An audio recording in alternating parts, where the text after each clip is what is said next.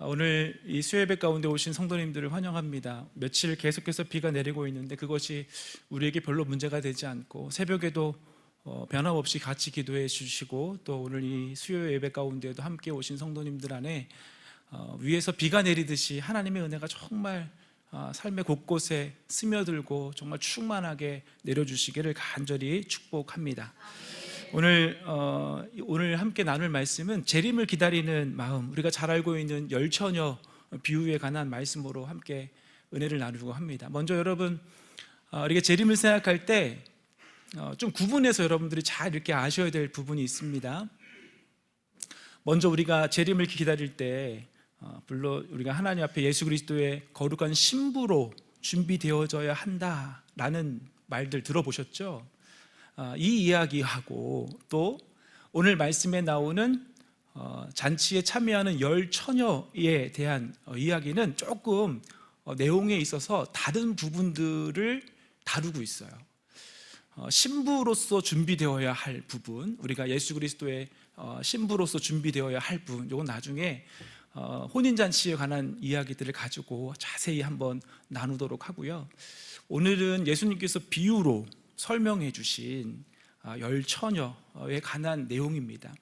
우리가 평상시에 이렇게 늘 생각하고 있던 그런 이렇게 고정관념 같은 부분들이 있어서 여러분들이 이런 부분들을 좀 하나하나 그냥 내가 알고 있는 것으로 치부하지 말고 말씀을 한 번 들으실 때마다 잘 이렇게 정리를 새롭게 잘 해주셨으면 좋겠습니다.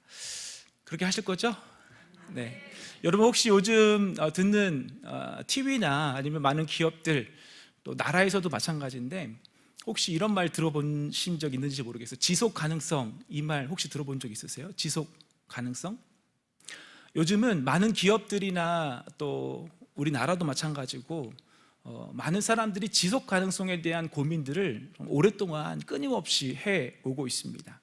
특히 기업들은 이 지속 가능성이라는 것은 앞으로 이 일들을 우리 회사가, 우리 업체가 끊이지 않고 계속해서 이 일들을 해나가면서 기업으로서의 존재 목적인 어떤 수익을 창출해낼 수 있느냐, 이런 것들을 고민하는 문제입니다. 삼성에서도 그래서 원래 가지고 있던 많은 일들이 있지만 이 지속 가능성을 위해서 사업들을 정리하고 새롭게 또 어떤 사업들을 집중하고 하는 일들을 하는 것들을 우리가 볼 수가 있어요. 그러니까 많은 단어가 이렇게 나오진 않지만 뉴스를 통해서 보는 어떤 기업들의 어떤 이런 방향들이 계속해서 우리 회사가 어떻게 하면 이 시대에 지속 가능할까, 이것을 이제 고민하고 있다라고 하는 것이에요. 그건 나라도 마찬가지거든요. 우리나라 그 대한민국의 홈페이지를 들어가 봐도 그런 내용들이 포함되어 있습니다. 어떻게 되어 있냐면 우리나라의 지속 가능 발전 목표라고 하는 항목이 있어요. 우리나라가 앞으로 계속해서 지속적으로 해 나가야 할 일들, 계속적으로 지속적으로 발전해 나가야 할 일들을 SDG라고 해서 대한민국의 지속 가능 발전 목표라고 하는 이 항목이 대한민국의 나라 홈페이지 안에 딱 이런 부분이 있습니다. 나라는 앞으로 이러한 일들에 집중할 것이다, 이러한 일들이 있다라고 하는 것이에요. 여러분, 제가 이것을 어떻게 예로 들까 지금 찾아보다가 칼 호텔이 떠올랐어요. 여러분, 칼 호텔 잘 아시죠? 아마 저보다도 더 잘 아실 거라고 생각이 됩니다. 원래 칼 호텔은 제주에 두 군데가 있었습니다. 제주시에 하나가 있었고 서귀포에 하나가 있었어요. 근데 지금 현재는 인터넷에 칼 호텔을 검색하면 서귀포 하나에 있는 것으로 나오고 있습니다. 원래는 이 제주시에도 있었죠. 1974년도에 오픈을 했다 그래요. 그리고 48년 동안 이 제주시에 있어서 아주 상징과 같은 그러한 호텔이었습니다. 그 호텔 앞에 사거리 이름을 아세요? 칼사거리. 칼사거리. 호텔이 있고 그 호텔의 앞에 있는 사거리가 칼사거리로 불릴 만큼 아주 핵심적인 어떤 그러한 호텔이었던 것 같아요. 그런데 이 호텔은 지금 없습니다. 2022년 코로나 이후에 이 호텔이 폐쇄됐어요. 올해 전반기에 뉴스를 검색해 보니까 이 호텔 건물을 어떻게 사용할까에 대한 어떤 논의들이 시에서도 많이 있는 것 같아요. 그런데 이 칼 호텔이 이렇게 된 데에는 먼저는 이제 코로나가 있었으니까 코로나의 어려움 때문에 이제 호텔이 문을 닫은 것으로 생각되지만 더 근본적인 이유가 있습니다. 칼호텔이 오래된 호텔이잖아요. 그러면서 그 오래된 호텔이 가지고 있던 그 모습 안에서 앞으로 새롭게 변화되어지는 시대, 코로나 이후에 어떤 상황들을 미리 바라보지 못하고 새로운 관광객들을 준비하지 못한 지속 가능성에 대한 고민들의 결여에 의해서 호텔이 문을 닫고, 오히려 그 옆에 하얏트 호텔 같은 더 좋은 호텔들이 세워져서 사람들은 이제 그것을 더 찾게 되는 그러한 모습들이 되었다라고 하는 거죠. 여러분, 이것은 지금 이 지구상에 존재하는 교회들도 동일하게 고민해야 할 아주 중요한 문제입니다. 무엇보다 예수 그리스도의 재림이 아직 이루어지지 않고 있어요. 우리 3주차 이 재림에 대한 말씀들을 나누고 있는데, 여러분들이 재림에 대한 이 생각들을 가지고 좀 우리의 어떤 존재의 생각들을 다시 이렇게 생각해 봤으면 좋겠어요. 예수님이 아직 오시지 않는, 재림의 때가 이루어지지 않은 그런 모습 가운데 계속해서 시간은 흘러가고 시대도 상황도 다 변하고 있습니다. 근데 이러한 변화의 시간 가운데 보게 되면 어떠한 교회들은 잘 있다가 힘을 잃어버려서 사라진 교회들도 있어요. 힘을 잃어버리고 교회의 어떤 간판을 다 닫고 교회가 이렇게 흩어진 교회들도 있다라고 하는 것이에요. 예수님께서 재림하실 때까지 수많은 교회들이 고민해야 될 것이 무엇이냐면, 우리 교회가 예수님이 재림하실 때까지 어떻게 하면 우리의 사명 사역들을 이어갈 수 있을까? 조금 전에 설명한 것으로 이야기하면 어떻게 하면 우리 교회가 지속 가능한 교회가 될 수 있을까라는 것을 고민해야 된다는 것이에요. 우리 교회가 47년의 긴 시간을 가졌지만 여기서 이러한 고민들을 하지 않는다면, 우리가 이러한 고민들에 대한 어떤 해답을 갖고 있지 않는다면 48년 된 칼 호텔이 문을 닫은 것처럼 죄송하지만 우리도 그러한 위기, 그런 어려움에 처할 수 있습니다. 간절히 바라기는 우리 동문교회가 이 땅에 그리스도의 재림을 기다리는 교회로서 앞으로도 계속 사역할 수 있는 지속 가능한 그런 교회로, 끝까지 사명을 다하는 교회로 준비되어지기를 간절히 소망합니다.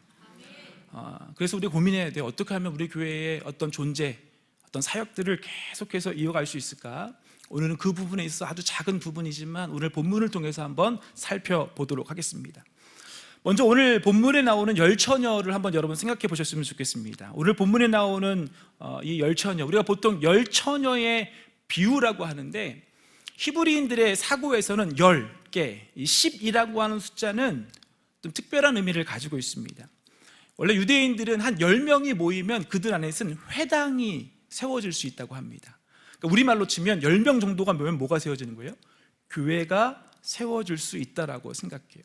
또한 어떤 잔치, 어떤 일들을 치룰 때 최소한 10명은 모여야 된다라고 생각하는 사고를 가지고 있어요. 이러한 것들의 어떤 이 열이란 숫자의 의미가 가지고 있는 것은 열이란 숫자가 가지고 있는 의미가 무엇이냐면, 완전한, 모두의, 이러한 의미를 가지고 있는 숫자가 이 10열이에요. 그래서 이거를 지금으로 생각해 보면, 지금 이 열처녀의 비유라는 것으로 대입해서 생각해 보면, 이 열처녀의 비유는 모두를 위한, 예외 없이 모두를 위한 하나님의 비유다, 예수님의 비유다라고 먼저 이것을 전제로 열처녀의 비유라고 하는 것이 이야기를 하고 있어요. 지금 이 시대에 있는 교회들이 이 말씀을 통하여서 깨달아야 되고, 지금 신앙생활하고 있는 우리도 예외 없이 이 말씀을 통해서 함께 알아야 할 부분이 있다. 그런 측면에서 우리 교회도, 우리 동문교회도 예외가 아니다라고 하는 것이에요. 먼저 구분해야 될 것은, 이것은 믿지 않는 사람들에게 하는 말이 아니라는 거예요. 다 예수 그리스도를 이미 알고 있는 사람들, 혼인잔치를 준비하고 있는 사람들을 향한, 그러니까 기존의 신자들, 저와 여러분들 이 시간 예배하는 우리들을 향하여 주시는 하나님의 말씀이다라고 하는 것이 이건 전제 조건이다라고 하는 것입니다. 본문의 상황을 좀 이해해 보면, 여러분, 처녀가 두 부류가 등장합니다. 어떤 처녀죠?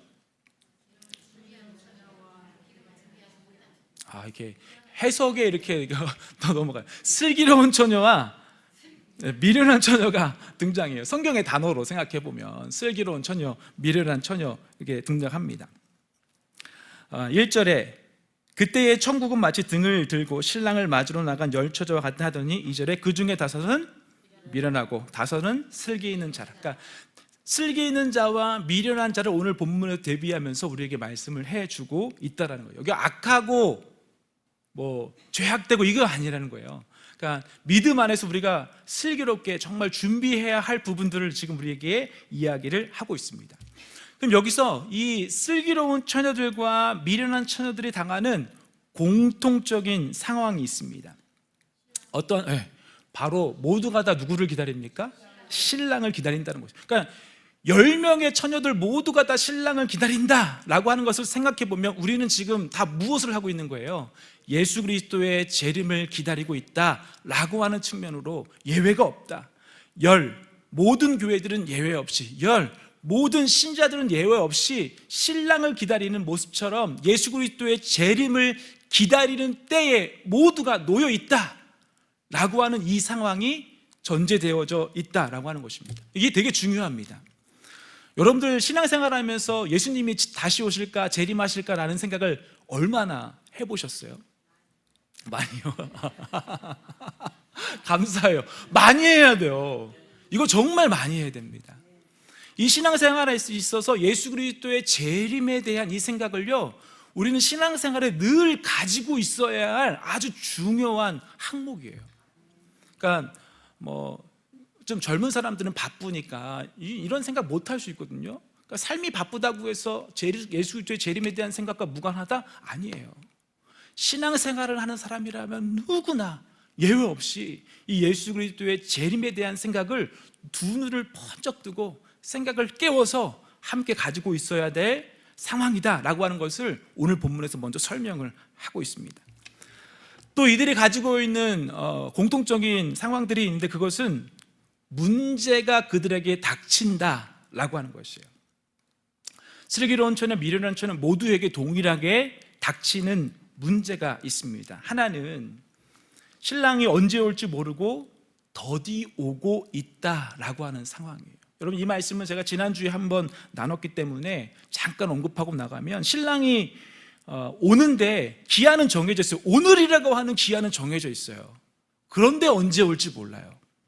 그러니까 이것을 우리 예수님의 재림으로 생각해 보면 오늘이라고 하는 기한은 반드시 정해져 있습니다. 반드시 오세요. 그런데 다만 우리가 그 시간이 언제일지 모른다라고 하는 것이에요.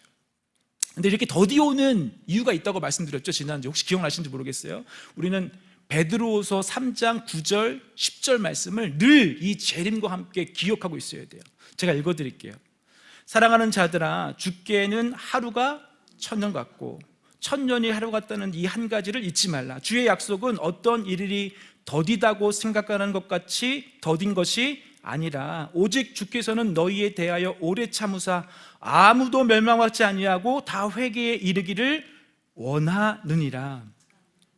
그러니까 늦게 오시는 이유는 예수님이 어떤 분명한 이유가 있다는 것이에요. 모두가 다 구원받기를 원한다 라고 하는 이 분명한 일이 있다는 거예요. 그래서 예수님이 좀 빨리 오셨으면 좋겠다라고 하는 생각하시는 분들 중에 왜 안 오시지? 이것이 불평거리가 아니라 오히려 예수님이 오시기 전까지 우리는 어떠한 사명을 감당해야 하지? 이것을 우리는 끊임없이 고민해야 한다는 것이에요.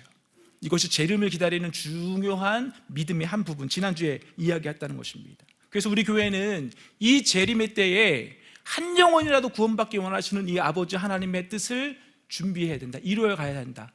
그것이 바로 첫 번째, 이 시대에 우리 교회가 지속 가능한 교회가 될 수 있는 첫 번째 방법입니다. 여러분, 우리 교회는 영혼 구원의 일들이 일어나야 합니다. 우리가 예배하는 것으로 끝나는 것이 아니라 이곳을 통하여서 많은 영혼들이 구원받는 일들이 계속해서 일어나야 돼요. 주일학교 학생들뿐만 아니라 30, 40대 젊은 사람들뿐만 아니라 노년을 준비하고 있는 분들까지 누구나 다 이 동문교회를 통하여서 영혼 구원의 일들이 일어나야 한다. 우리가 이 사명을 계속해 나간다고 한다면 바로 우리 교회는 지속 가능한 교회다라고 하는 것이에요. 여러분, 이것을 우리가 함께 갖는 소망으로 품으셨으면 좋겠습니다. 우리 동문교회가 영혼 구원의 사명들을 이어가는, 영혼 구원의 일들을 이뤄가는 교회가 되기를 축복합니다.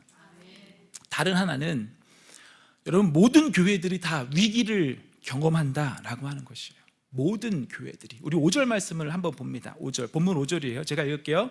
신랑이 더디옴으로 다 졸며 잘새. 여기서 저는 이제 묵상하면서 다 졸며 잘새에 밑줄 끄고 이렇게 별표를 쳐놨거든요. 여러분, 미련한 처녀만 졸았습니까? 아니에요. 슬기로운 처녀도 졸았어요. 왜냐하면 늦게 오시니까, 신랑이 언제 올지 모르니까 누구나 다 잘 준비된 것 같은 사람도, 그렇지 못하라고 생각하는 사람도 지금 다 어떤 때가 온다는 거예요? 조는 때가 온다라고 하는 것이에요. 이것은 누구에게나 다 신앙에 있어서 어려움이 있다라고 하는 것입니다. 어느 교회든지 이 예수 그리스도의 재림을 기다리면서 함께 누구나 다 당하는 어려움이 있을 수 있다라고 하는 것이에요. 이거는 기름을 준비했든지 준비 안 했든지 이건 나중의 문제고, 다 상관없이 이런 어려움이 우리 안에 놓여 있습니다. 우리의 코로나 상황이 그랬죠. 전 세계가 그랬고 그 안에서 교회들도 예외가 없이 모두가 다 힘들었어요. 이 칼 호텔의 상황을 봤어도 저 모습이 우리의 모습이 될 수도 있다라고 하는 것을 우리는 생각을 가져야 한다는 것이죠. 이런 어려움이 우리에게도 올 수도 있다라고 하는 생각을 가져야 해요. 지금 여러분들 우크라이나 이 러시아 전쟁이 3년 넘어가고 있거든요. 이것 때문에 참 기름값 되게 어렵잖아요. 저는 서울에 있을 때 2,000원까지는 내보지 않았거든요. 여기 오니까 2,000원은 다 기본이 넘더라고요. 2,100원 전후해서 다 올라가고 있어요. 여러분, 2,000원 밑으로 떨어진 지가 언제인지 기억 안 나시죠? 꽤 오래됐어요. 기름값이 이렇게 계속 오르고 있습니다. 또한 이란과 미국이 계속 전쟁하고 있으니까 거기에 한꺼번에 더 뛰었죠. 그러니까 모든 가게들마다 원자재 가게 뛰었습니다. 이거에 대한 고민들이 계속을 하고 있어요. 이런 어려움이 교회가 예외입니까? 그렇지 않아요. 교회도 그것 때문에 함께 영향을 받고 있고, 이러한 어려움에 지금도 많은 교회들이 놓여 있어요. 경제가 어려운데 교회도 마찬가지로 경제의 어려움 가운데 놓여 있다라고 하는 것입니다. 그러니까 오늘 제가 공문을 하나 받았는데, 우리 제주시에서도 이번 주 토요일 날 동성애 반대 어떤 행진이 있다고 하더라고요. 제주 시에서 기독교 연합회에서 주관하는 이런 행사들이 있다고 해요. 우리 동성애에 대한 이야기들을 제가 성도님들에게 잠깐 이야기를 나누는데 아직 우리한테는 그렇게 잘 피부로 우리 성도님들이 와닿지 않는 것 같아요. 서울은 되게 심각합니다. 특히 교사 일을 하시는 분들은 정말 심각하게 이것들을 받아들여요. 교과서 말고 선생님들이 이 교과서를 가르치도록 나라에서 만들어준 설명서가 있어요. 근데 그 설명서 안에 동성애를 아주 정당한 것으로 가르치도록 자세하게 설명되어져 있는 것이 교사들의 어떤 이런 가진 것들이에요. 교과서에는 아직 이야기하지 않아요. 그런데 이것을 설명하는 책에는 그렇게 나와 있다라고 하는 것이에요. 그래서 서울에서는 아주 강력하게 이 반대 운동들을 하고 있는데, 이 제주에서도 그 일들을 지금 시작하고 하고 있다라고 하는 것이죠. 그러니까 제주도 여기에 대해서 예외가 아니다라고 하는 것이에요. 이런 어려움들, 경제적으로 아니면 어떤 이런 동성애나 이런 문제들로 이런 어려움들이 다 누구에게 닥친다. 근데 이것은 누구의 잘못 때문에 이루어진 것이 아니라 여러분, 시대가 그렇게 흘러간다라고 하는 것입니다. 그래서 필요한 것이 무엇이냐면, 이 시대를 정확하게 바라보고 이 시대를 어떻게 하면 우리가 이겨낼 수 있을까, 믿음으로 이겨낼 수 있을까 하는 준비가 우리 안에 필요하다라고 하는 것이에요. 그러니까 오늘 이 열처녀에 대한 이 비유는 사실은 이러한 측면으로 우리가 이 말씀을 해석할 필요가 있습니다. 이 비유에 있어서 가장 중요한 메시지 하나가 있는데, 여러분, 보통 우리가 이 본문에 대한 이야기를 할 때 열처녀의 비유 이렇게 얘기하는데, 그 얘기 가운데 기름을 준비했느냐 안 했느냐를 우리가 보통 생각하죠. 그죠? 이 열처녀의 비유에서 기름을 준비했느냐 안 했느냐. 우리가 잘 아는 어린이 찬양이 있습니다. 이 찬양만 나오면 아이들은 다 찬양을 부르더라고요. 그날에 우리 주님께서, 아세요? 네. 밤중에 찾아오실 때에 기름 준비된 차만이 잔치 자리 들어가네. 이런 찬양이 있습니다. 여기서도 보면 기름이 준비됐느냐 안 됐느냐 이거를 되게 강조를 하고 있는데, 그러나 사실 성경은 이것보다 좀 더 다른 이야기, 깊은 이야기를 하고 있어요. 한번 여러분 따라해 보셨으면 좋겠습니다. 충분히.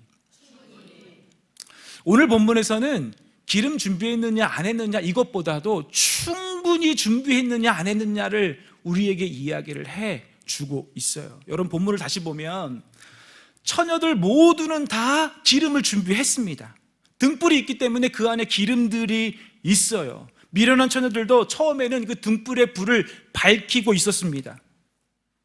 그런데 밤이 깊고 시간이 흐르면서 모두가 다 조는 참 어려운 시간이 왔을 때에 6절의 말씀처럼 일이 하나 벌어져요. 밤중에 소리가 납니다.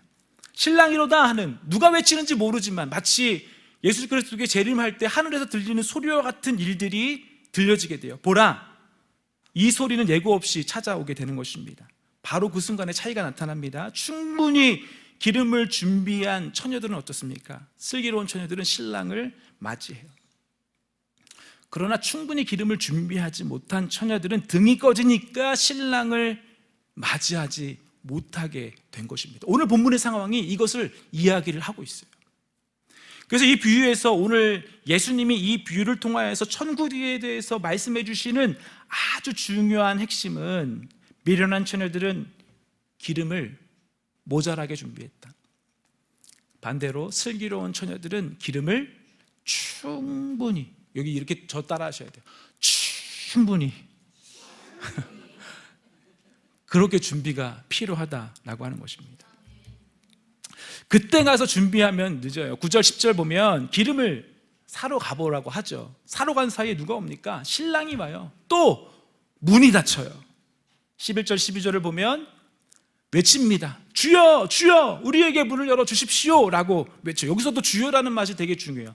여기는 이미 관계가 있는 사람들이 아는 관계라는 것이 서로가 이미 알고 있던 사람들이라고 하는 것입니다. 그런데 여기서 주여라고 외치면서 나 알지 않습니까? 문을 열어주십시오 라고 말해도 문이 열려요? 안 열려요? 내가 잘 알고 있다, 관계로 이야기해도 문이 열리지 않는다. 내가 너희를 알지 못한다 라고 말씀하고 있어요. 계속해서 성경이 이야기하는 것은 무엇이냐면 충분히 기름이 준비되어져 있느냐, 관계의 유무가 중요하지 않다라고 하는 것입니다. 정말 바라기는 우리 동문교회가 이 마지막 때에 하나님 안에서 정말 충분히 준비된 교회로 세워지길 소망합니다. 우리 성도님 한 분 한 분의 어떤 신앙 믿음이 예수 그리스도의 재림을 기다리기에 정말 충분한 믿음을 가진 그러한 신앙으로 세워지기를 주의 말씀으로 축원합니다. 여러분 교회에 다니는 사람들, 믿는 사람들을 한번 생각해 보십시오. 누구나 다 처음에는 이 예수님의 재림을 기다릴 것처럼 그렇게 신앙생활을 시작합니다. 처음 시작할 때는 누구나 다 열심히 있어요. 그러나 중간에 가면 어때요? 그 열심이 점점 식어요. 그리고 거기서 식으면 괜찮은데 중간에 포기하고 교회를 떠나는 사람들이 반드시 있다라고 하는 거죠. 왜냐하면 그들에게는 충분한 준비가 되지 않았기 때문입니다. 자, 그러면 오늘 본문에서 말씀하고 있는 충분한 준비, 이거는 무엇인가? 우리가 시대를 바라보는 마음으로 또 오늘 성경 말씀에서 우리에게 들려주는 중요한 말씀들로 해석해 보면 이 충분한 준비는 기름과 연관되어져 있습니다. 그러니까 기름을 충분히 준비했느냐, 기름을 충분히 준비하지 못했느냐, 이것이 이제 준비의 핵심이잖아요. 이 기름에서 우리는 힌트를 얻어야 합니다. 지금부터는 말씀을 좀 찾아볼 거니까 성경 필 준비를 하세요. 여러분 성경을 이제 펴볼 준비를 하십시오. 먼저 첫 번째 준비는 우리 안에 성령 충만함이 필요합니다. 이거는 그냥 가벼운 말로 말씀드리는 것이 아닙니다. 우리 안에 성령 충만함이 없다라고 한다면 여러분, 저와 여러분들은 미련한 처녀들에 불과해요.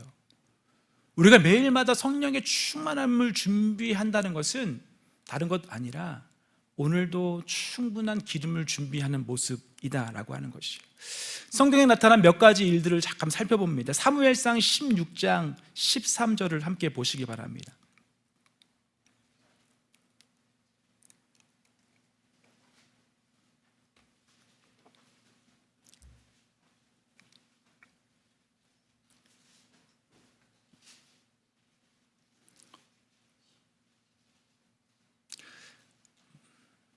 옛날 같으면 바로 이렇게 말씀이 안 나오면 막 속이 터졌을 텐데요. 지금은 너무 좋습니다. 사무엘상 16장 13절입니다. 사무엘상 16장 13절. 다 찾으셨죠? 같이 읽어봅니다. 시작. 사무엘이 기름불병을 가져다가 그의 형제 중에서 그에게 부었더니 그날 이후로 다윗이 여호와의 영에게 크게 감동되니라. 사무엘이 떠나서 라마로 가니라. 사무엘이 다윗이 다윗 되도록 하기 위해서 했던 아주 중요한 장면이에요. 무엇을 부읍니까? 기름을 붓습니다. 그러자 다윗에게 어떠한 일이 일어나요? 하나님의 영, 여호와의 영에 크게 감동되었습니다. 여러분, 이 사건 이후에 다윗은 늘 이 하나님의 영에 감동된 사람으로 살아가요. 쉽게 말하면 하나님의 사람으로서의 존재를 이 기름 부음의 이 일을 통하여서, 그리고 성령의 깨닫게 하심, 충만케 하심, 이 일들을 통하여서 다윗이 인지하고 살아갔다라고 하는 것입니다. 이후에 다윗의 어떤 이 일들을 생각해 보면 참으로 어려운 시간들이 계속 있었거든요. 그런데 그때도 살 수 있었던 이유는 이 하나님의 영에 감동된 이 일이 바로 출발점, 시작점이에요. 여러분, 우리도 마찬가지입니다. 우리 안에 이 성령 충만함이 얼마나 중요하냐면 우리의 존재의 이유를 확실하게 알게 해요. 우리의 교회의 존재의 이유를 확실하게 이해하게 하는 그 일이 바로 성령의 충만함이다라고 하는 것입니다. 그래서 다른 말로 표현하면 기름은 우리가 날마다 성령 충만함을 위해서 간구하는 것입니다. 이사야서 61장 1절 봅시다. 이사야서 61장 1절이에요.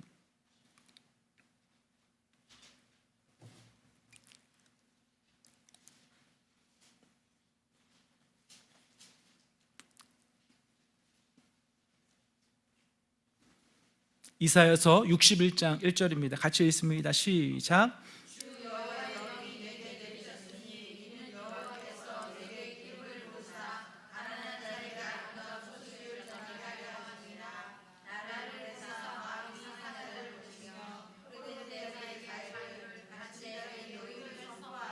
여러분, 이 말씀을요, 예수님께서 누가복음 4장 18절에서 그대로 인용하시면서 예수님이 하실 일들에 대해서 예수님 스스로가 선포하셨던 말씀입니다. 예수님께서 이 땅에 오시면서 하셨던 복음 전파의 모든 일들의 신학은 내게 성령이 임하셔서 기름을 부으셔서 이 일을 통하여서 시작되어진다라고 말씀하고 있어요. 여러분, 우리가 그냥 많은 일들을 준비하는 것이 아니라 늘 성령의 충만함으로 우리의 사역들을 준비하고 우리의 생활들을 그렇게 성령의 충만함으로 살아가야 할 줄 믿습니다. 예수님의 사역이 그랬어요. 예수님조차도 이 땅에 오셔서 이 성령의 기름 부음을 받으시고 가지시고 예수님의 사역을 이어가셨다라고 하는 것입니다. 이 시대에 정말 성령으로 충만한 사람들이 필요한 시대입니다. 우리 교회에는 모든 성도님들이 다 성령으로 충만한 성도님들이 되시기를 주의 말씀으로 축복합니다. 왜냐하면 성령 충만으로 준비된 사람들이 예수님의 사역을 이어가고 그들의 존재를 하나님의 백성임을 알아가고 등불이 꺼지지 않는 모습으로 이 시대의 어려움 가운데에서도 그것들을 계속해낼 수 있는 아주 중요한 이유가 된다라고 하는 것이. 사도행전의 말씀들도 쭉 보게 되면 제자들이 성령 충만함을 입고 그 일들을 이후에 사도행전의 이야기가 기록되어져 있어요. 그냥 사도행전의 이야기가 기록되어지는 것이 아니라 오순절 성령 강림의 사건 이후에 그 일들이 이루어진다. 여러분, 이것은 지금도 변하지 않습니다. 우리 교회가 지속 가능한 교회가 되기 위해서 건물을 아름답게 짓고 사람들이 오기에 편리한 곳을 짓고 다 필요하겠지만 그보다 앞선 첫 번째 이유는 우리 모두가 다 성령 충만함이 필요한 줄 믿습니다. 늘 우리 동문교회 또 우리 동문의 모든 성도님들이 성령 충만함으로 준비되어지는 그러한 성도님들 되시기를 간절히 축원합니다. 여러분, 이 성령 충만함이 필요하기 때문에 따라오는 것이 있어요. 이것을 어떻게 좀 이렇게 잘 이렇게 설명해 드릴까를 정말 고민을 많이 했습니다. 조금 이렇게 복잡할 수 있는데 정신을 좀 잘 차리고 들어봐 주세요. 여러분, 이 성령 충만함은 기도가 반드시 필요합니다. 기도가 정말 필요해요. 야고보서 5장 14절 15절입니다. 야고보서 5장 14절 15절. 기도의 원리에 있어서 아주 중요한 말씀을 전해주고 있습니다. 신약성경 약으로 되어 있어요. 야고보서 5장 14절 15절.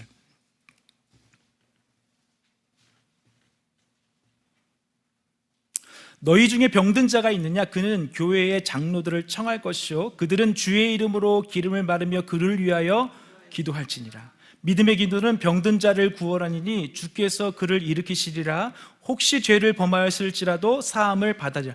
우리가 15절 말씀을 되게 잘 알고 있거든요. 믿음의 기도는 병든 자를 구원한다, 이 이야기를 잘 알고 있지만 그 앞에 중요한 전제 조건이 있어요. 기름을 바르고 그를 위하여 기도해야 한다, 이렇게 이야기를 하고 있습니다.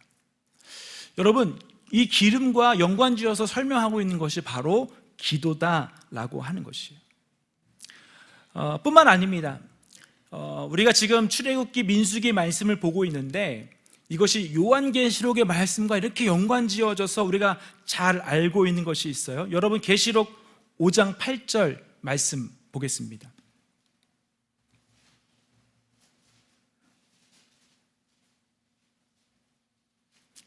요한계시록 5장 8절이에요. 같이 읽습니다. 시작. 그 두루마기를 취하심에 내 생물과 24장로들이 그 어린 양 앞에 엎드려 각각 검은고와 향이 가득한 금 대접을 가셨으니 그 향은 형도들의 기도니라. 이 향은 형도들의 기도니라. 여기서 이제 이야기 향로를 이제 비유를 하고 있습니다. 그 기름이 아니에요. 향로를 가지고 성전 안에서, 성막 안에서 이루어지는 이 향로의 이 향의 모습들이 계속해서 타오르는 모습이 성도들의 기도다라고 이야기를 해요. 요한계시록 8장 3절 몇 장만 더 넘겨보면 3절 4절 제가 읽을게요. 또 다른 천사가 와서 제단 곁에 서서 금향로를 가지고 많은 향을 받으니 이는 모든 성도의 기도와 합하여 보좌 앞 금 제단에 드리고자 함이라. 그래서 이제 그림의 모습으로 보여주는 겁니다. 그러니까 우리가 기도를 하는데 그 어떠한 모습으로 향로에 담겨져 있는 그 향으로 다 모아가지고 하나님 앞에 드려지는 모습이 바로 기도의 모습이다라고 하는 것이에요. 향연이 성도의 기도와 함께 천사의 손으로부터 하나님 앞으로 올라가는지라. 향의 어떤 금향로의 어떤 이 향의 모습을 성도의 기도다라고 이야기를 하고 있는데 여기 아주 중요한 비밀이 있어요. 출애굽기 27장 20절입니다.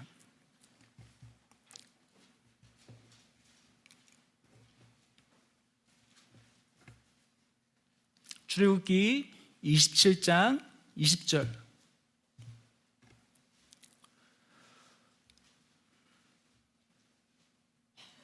우리 권사님들도 하나 흐트러짐 없이 잘 따라오겠어요. 감사합니다. 출애굽기 27장 20절 말씀 한 목소리를 읽어보겠습니다. 시작.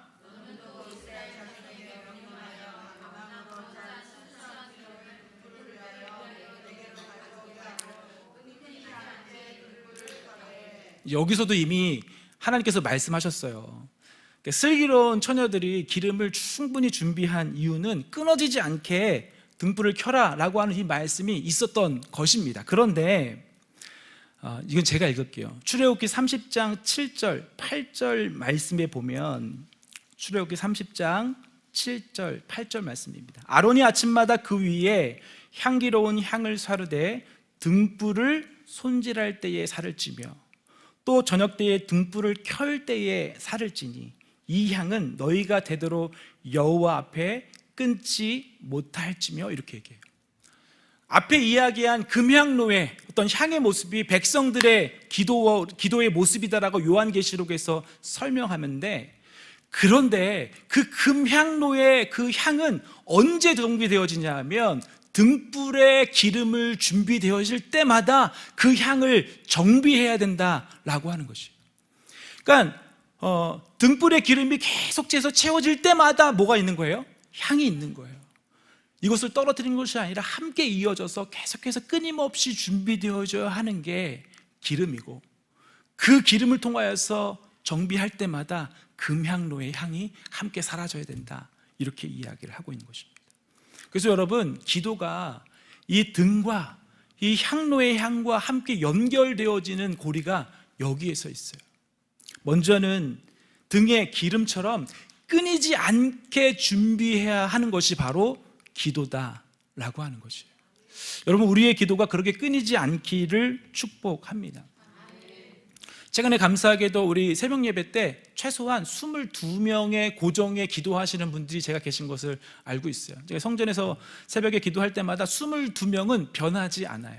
거기서 두 분이 왔다 갔다 하시거든요.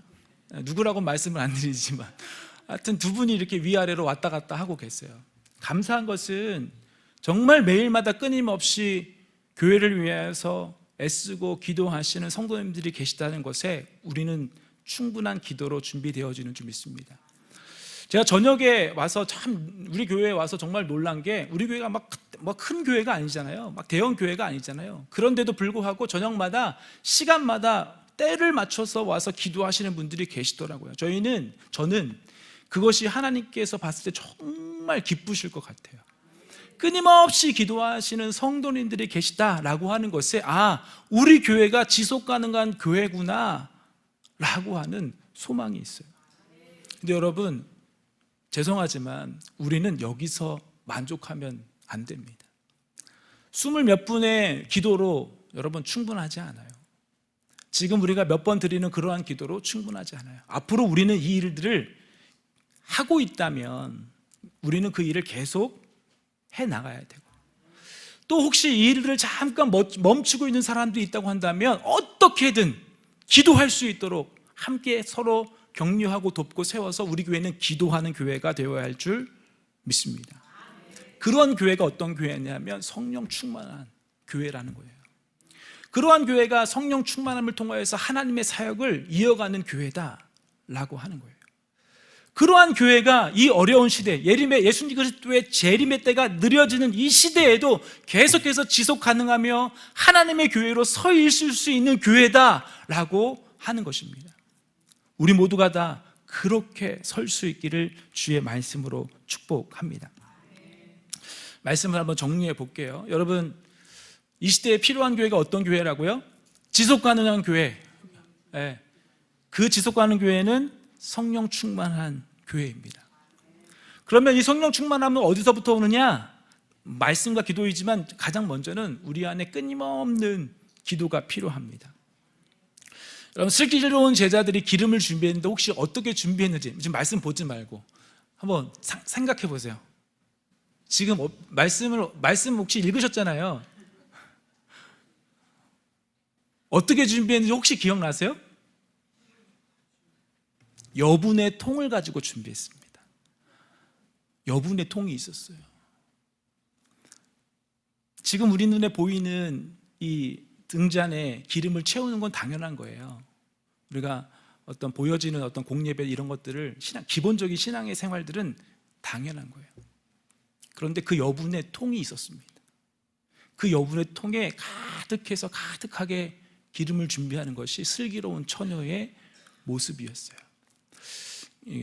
그래서 우리 신앙이 그냥 다른 사람 보기에 똑같은 수준에서 머물러 있지 않았으면 좋겠습니다.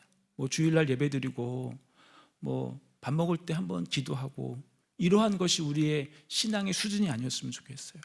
충분한 여분의 통에 이미 가득 채워진 기름이 준비되어진 것처럼 우리의 신앙이 그렇게 준비되어지기를 축복합니다.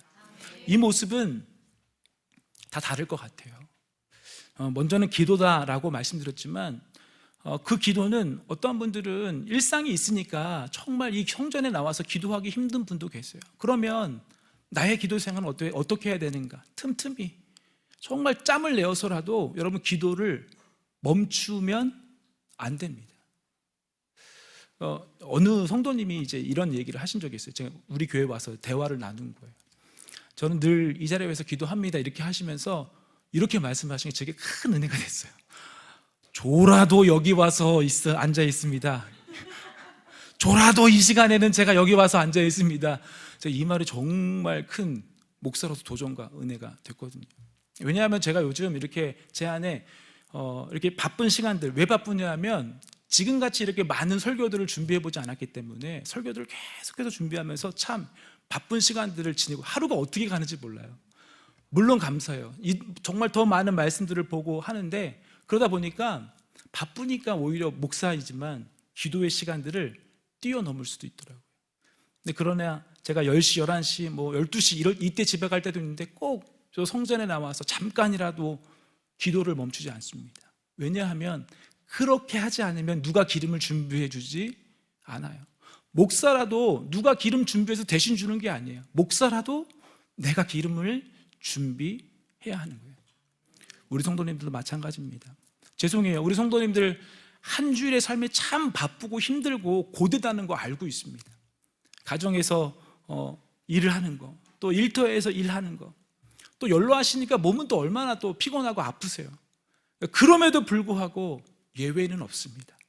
우리 모두는 다 여분의 기름통에 충분한 이 기름을 준비한 슬기로운 다섯 처녀가 될 수 있기를 주의 말씀으로 축복합니다.